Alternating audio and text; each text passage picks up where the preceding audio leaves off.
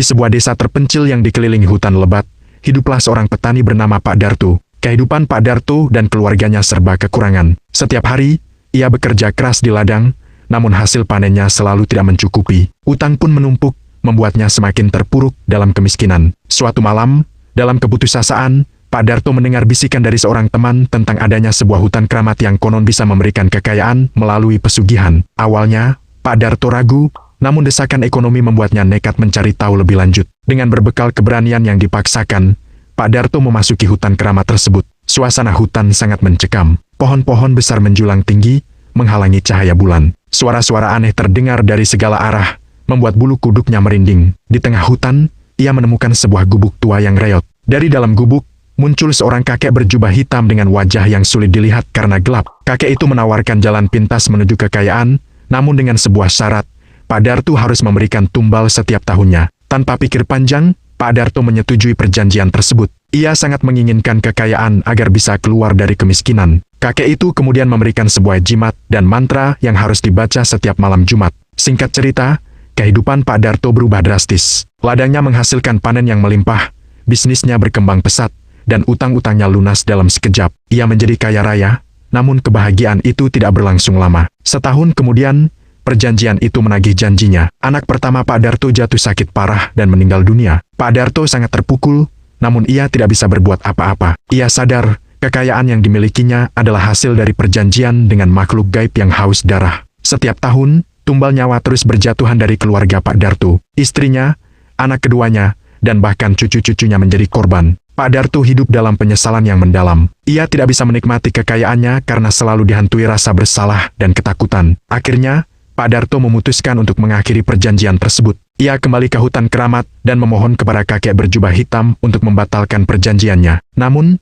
kakek itu menolak. Ia mengatakan bahwa perjanjian itu tidak bisa dibatalkan, kecuali dengan nyawa Pak Darto sendiri. Pak Darto pasrah. Ia rela mengorbankan nyawanya demi menghentikan penderitaan keluarganya. Kakek berjubah hitam itu tersenyum sinis dan mencabut nyawa Pak Darto saat itu juga. Konon, arwah Pak Darto masih bergentayangan di hutan keramat, menjaga jimat pesugihan agar tidak ada lagi orang yang tergoda untuk melakukan perjanjian dengan makhluk gaib. Hutan itu tetap menjadi tempat yang angker dan menakutkan, mengingatkan setiap orang tentang bahaya pesugihan dan perjanjian dengan setan. Setelah kematian Pak Darto, desa tersebut tidak serta-merta menjadi aman. Jimat pesugihan yang ditinggalkan Pak Darto masih memiliki kekuatan yang memikat. Banyak warga desa yang penasaran dan tergoda untuk mencari jimat tersebut, berharap bisa mendapatkan kekayaan seperti Pak Darto. Di antara warga desa, ada seorang pemuda bernama Roni yang sangat ambisius. Ia mendengar cerita tentang pesugihan Pak Darto dan tergiur untuk mencobanya. Meskipun banyak orang yang memperingatkannya tentang bahaya hutan keramat, Roni tetap nekat pergi mencari jimat tersebut. Dengan berbekal obor dan keberanian yang besar, Roni memasuki hutan keramat. Suasana hutan terasa lebih mencekam dari yang ia bayangkan. Bayangan-bayangan aneh bergerak di antara pepohonan, dan suara-suara misterius terdengar di sekelilingnya. Roni terus berjalan menyusuri hutan, mengikuti petunjuk yang ia dapatkan dari cerita-cerita warga desa. Hingga akhirnya, ia menemukan gubuk tua tempat Pak Darto dulu melakukan perjanjian. Gubuk itu tampak lebih rusak dan menyeramkan dari sebelumnya. Dengan jantung berdebar kencang, Roni memasuki gubuk tersebut. Di dalam, ia menemukan sebuah kotak kayu yang terkunci. Ia yakin, di dalam kotak itulah jimat pesugihan berada. Roni mencoba membuka kotak itu, namun tidak berhasil. Tiba-tiba, dari belakangnya, muncul sosok arwah Pak Darto dengan wajah yang mengerikan. Arwah Pak Darto berusaha menghalangi Roni untuk membuka kotak tersebut. Roni ketakutan dan berusaha melarikan diri, namun arwah Pak Darto terus mengejarnya. Dalam kepanikan, Roni tersandung dan jatuh.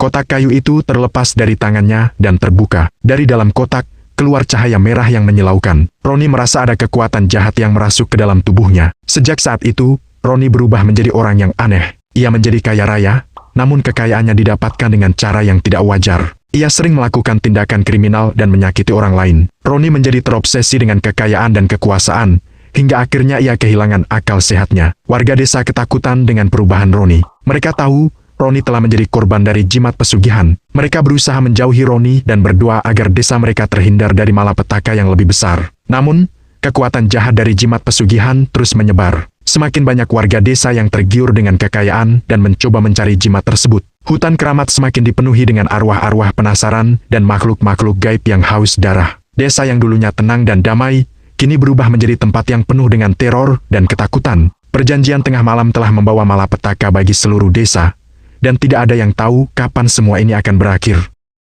Dalam keputusasaan, seorang tokoh agama desa, Kiai Hasan, merasa terpanggil untuk menghentikan malapetaka yang menimpa desanya. Ia adalah sosok yang dihormati dan memiliki ilmu agama yang mendalam. Kiai Hasan memutuskan untuk melakukan ritual untuk membersihkan desa dari pengaruh jahat jimat pesugihan. Dengan dibantu beberapa santri dan warga desa yang masih setia, Kiai Hasan memulai ritual di tengah desa. Mereka membaca ayat-ayat suci Al-Quran, melakukan zikir, dan berdoa kepada Allah SWT untuk meminta perlindungan. Ritual tersebut berlangsung selama beberapa hari dan malam. Suasana desa menjadi semakin tegang. Makhluk-makhluk gaib yang marah dengan ritual tersebut mulai mengganggu dan meneror warga desa. Suara-suara aneh terdengar di mana-mana, bayangan-bayangan hitam terlihat berkeliaran, dan beberapa warga desa bahkan kerasukan. Namun, Kiai Hasan dan para santrinya tidak menyerah. Mereka terus melanjutkan ritual dengan penuh keyakinan dan keteguhan hati. Hingga pada suatu malam, saat ritual mencapai puncaknya, terjadi sebuah keajaiban. Sebuah cahaya terang muncul dari langit dan menyinari seluruh desa. Cahaya itu begitu kuat hingga mampu mengusir semua makhluk gaib dan kekuatan jahat yang selama ini menghantui desa. Arwah Pak Dartu dan Roni yang selama ini bergentayangan pun menghilang,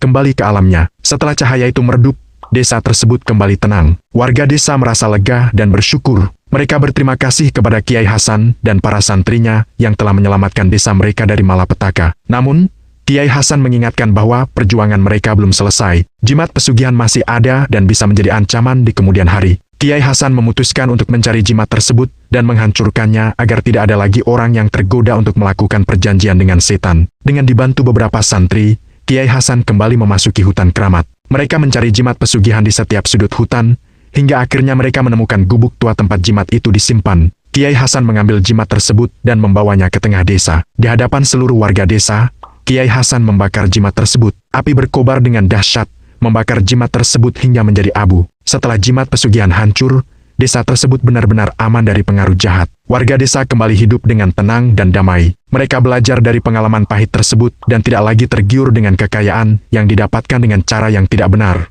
Kiai Hasan terus membimbing warga desa untuk meningkatkan keimanan dan ketakwaan kepada Allah SWT. Ia mengajarkan bahwa kekayaan sejati adalah hati yang bersih dan jiwa yang tenang. Sejak saat itu, hutan keramat tidak lagi menjadi tempat yang menakutkan. Warga desa mulai memanfaatkan hutan tersebut untuk bercocok tanam dan mencari nafkah dengan cara yang halal. Hutan keramat kembali menjadi sumber kehidupan bagi warga desa, bukan lagi sumber malapetaka. Kisah tentang perjanjian tengah malam dan jimat pesugihan menjadi pelajaran berharga bagi seluruh warga desa. Beberapa tahun berlalu, desa itu telah benar-benar pulih dari trauma masa lalu. Generasi baru tumbuh dengan pemahaman yang kuat tentang pentingnya kerja keras, kejujuran, dan keimanan. Namun, cerita tentang hutan keramat dan jimat pesugihan tetap menjadi legenda yang diceritakan dari generasi ke generasi sebagai pengingat akan bahaya keserakahan. Suatu hari, seorang peneliti muda bernama Maya datang ke desa tersebut. Maya adalah seorang antropolog yang tertarik dengan cerita-cerita rakyat dan legenda urban. Ia mendengar tentang kisah perjanjian tengah malam dan tertarik untuk melakukan penelitian lebih lanjut. Maya mewawancarai para sesepuh desa, mengumpulkan data, dan mempelajari sejarah desa tersebut. Ia juga mengunjungi hutan keramat, meskipun dengan perasaan was-was. Maya tidak percaya pada hal-hal mistis, namun ia mengakui bahwa hutan tersebut memiliki aura yang berbeda dari hutan-hutan lainnya. Selama penelitiannya, Maya menemukan beberapa fakta menarik yang belum diketahui sebelumnya. Ia menemukan catatan kuno yang menyebutkan bahwa hutan keramat dulunya adalah tempat pertapaan para leluhur desa. Para leluhur tersebut memiliki kekuatan spiritual yang tinggi dan mampu berkomunikasi dengan alam gaib. Maya juga menemukan bahwa jimat pesugihan yang dibakar oleh Kiai Hasan bukanlah satu-satunya jimat yang ada di hutan tersebut. Ada beberapa jimat lain yang masih tersembunyi dan memiliki kekuatan yang berbeda-beda. Penemuan Maya membuat warga desa khawatir. Mereka takut jika jimat-jimat tersebut ditemukan, malapetaka masa lalu akan terulang kembali. Kiai Hasan yang sudah lanjut usia, namun masih memiliki semangat yang tinggi, kembali mengingatkan warga desa untuk selalu waspada dan menjaga keimanan. Maya sendiri merasa bertanggung jawab atas penemuannya. Ia tidak ingin penelitiannya justru membawa dampak buruk bagi desa tersebut.